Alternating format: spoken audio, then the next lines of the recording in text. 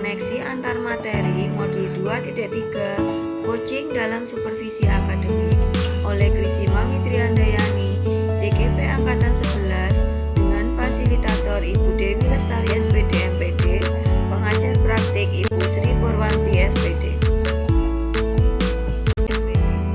Tujuan pembelajaran khusus, JGP menyimpulkan dan menjelaskan keterkaitan materi yang diperoleh dan membuat refleksi berdasarkan pemahaman yang dibangun selama modul 2 dalam berbagai sesi. Bagaimana peran Anda sebagai seorang coach di sekolah dan keterkaitannya dengan materi sebelumnya di paket modul 2, yaitu pembelajaran berdifferensiasi dan pembelajaran sosial dan emosi. Guru diharapkan memiliki kemampuan sebagai coach, di mana seorang coach memegang peranan penting dalam mendukung perkembangan siswa secara keseluruhan. Guru tidak hanya fokus pada aspek akademik, tetapi juga membantu siswa dalam perkembangan sosial dan intelektualnya. Seorang guru diharapkan sebagai coach pembelajaran dalam penerapan pembelajaran berdifferensiasi sangat perlu memberikan dorongan dan perhatian kepada kebutuhan belajar siswa dengan menciptakan lingkungan belajar yang aman dan nyaman bagi peserta didik, dengan menciptakan pembelajaran sesuai dengan kebutuhan siswa sehingga siswanya merasa dihargai dan termotivasi.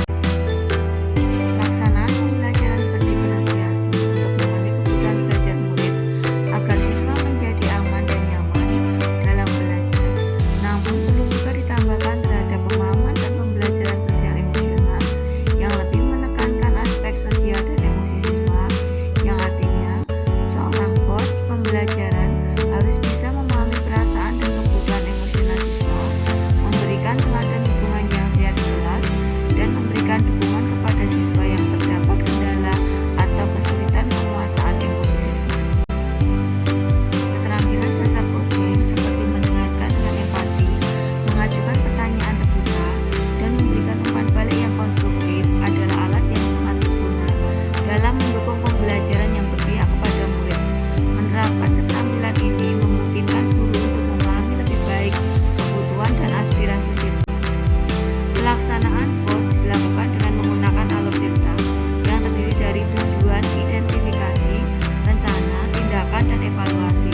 Dengan melakukan tahapan-tahapan langkah tirta tersebut, diharapkan seorang coach mampu menemukan solusi dari permasalahan yang dihadapi, mulai dari menentukan tujuan, kemudian mengidentifikasi masalah, membuat perencanaan, melakukan tindakan, kemudian membuat keputusan sebagai bentuk tanggung jawab kerja untuk menyelesaikan permasalahan tersebut.